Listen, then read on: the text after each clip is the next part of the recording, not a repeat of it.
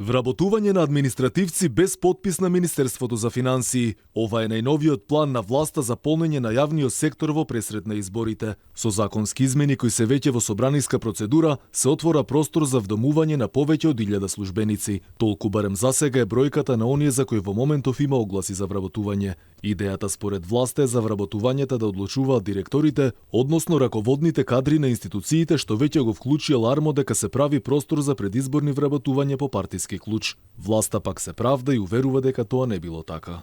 Донесена одлука од владата на Република Северна Македонија, сите вработувања кои што се со години, а се дел од институциите, а се со карактер на привремени вработувања, да се најде начин како може истите, ако има потреба од институциите, да бидат префрлени и да бидат вработени за неопределено време. Знаете дека од 2025 година нема да има можности за вработување преку Агенција за привремени вработувања. Така да оваа година, затоа не е случајно 2024 година, да биде година на оптимизација на човечките капацитети во сите институции. Наспроти оптимизмот од власта дека ова било предизборен подкуп, аналитичарите не се согласуваат со тоа. Владимир Божиновски смета дека владата наместо да ја намалува администрацијата, со овој предлог директорите на институциите сами поттикнуваат зголемување на бројот на државни службеници.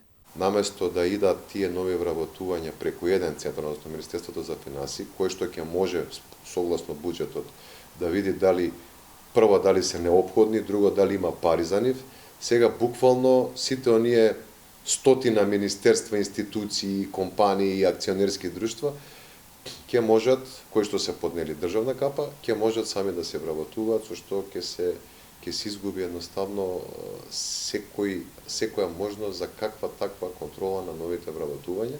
Новиот начин на вработување треба да стартува од 1 јануари, па така секое министерство, предпријатие, акционерско друштво, агенција, општина сама ќе си го прави планот за вработување, потврди министерот за финансии Фатмир Бесими. Тој не гледа ништо спорно што предлогот е пред избори и вели дека тоа е дел од измените во законот за буџет кој е во собраниска процедура.